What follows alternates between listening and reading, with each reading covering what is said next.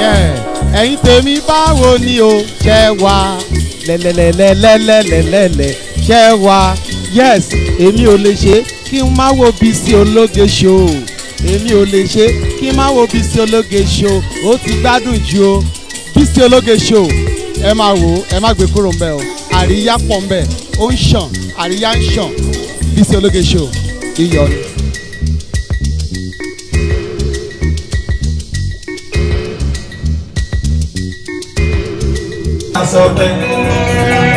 Àmúni ọ̀rọ̀ mi Temitope ó ń sọ pé ń dúpẹ́ ó ní òòjà sọ pé ọ̀rọ̀ mi ó yẹ dúpẹ́ lọ́wọ́ bàbá dúpẹ́ lọ́wọ́ à ń sọ fún bó ṣe ń sọ Temitope dúpẹ́ lọ́wọ́ bàbá ọmọdé ṣẹ́gun sọ fún bó ṣe mo tàrí ń sọ àdìmọ̀ ní ó ń gbé níyàn dúpẹ́ lọ́wọ́ olórí ọmọ bó ṣe ó tún ní ọlọ́run dáadáa ọlọ́run ní ọlọ́run dáadáa princess ń sọ bẹ́ẹ̀ mo ní ọlọ́run dáadáa ọlọ́run dáadáa ní ọlọ́run dáadáa ọlọ́run tó tún ní ọlọ́run dáadáa àdìmọ̀ ní ó ṣe ní olùwà dáadáa sí mi ọlọ́run dáadáa torí náà kò fi jó yí bàbá.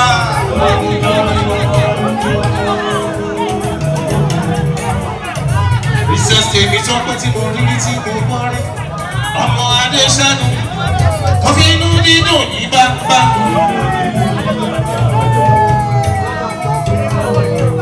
Adébò ní kò fọ́ ya yí bàbá.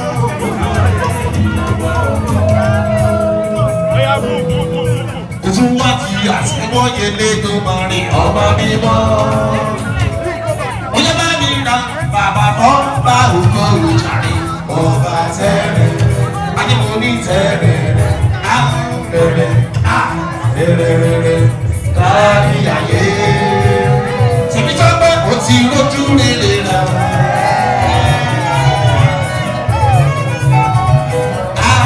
Ìjọba rẹ̀ ti ṣẹ́gun fún ẹ. Princess Odúpẹ́ ó mà ti rójú rere rà.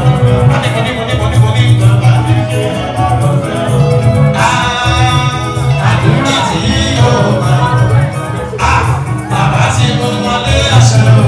Temitope ní wọ́n lè ti rẹ̀ sí ayọ̀. Síbi tàgbà wọ́n máa.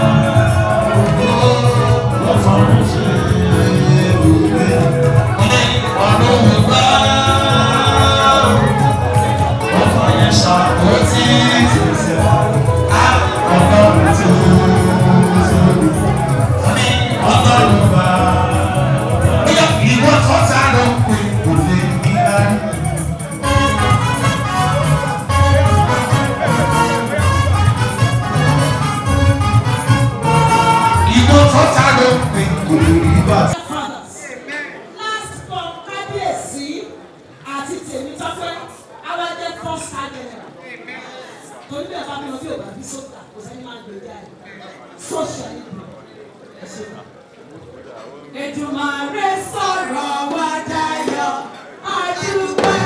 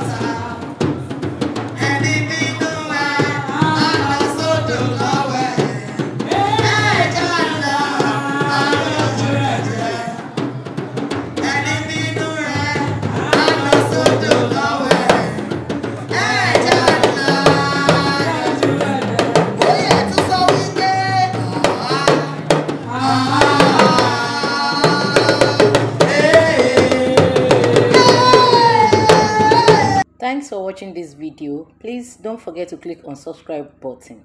Kindly comment and share.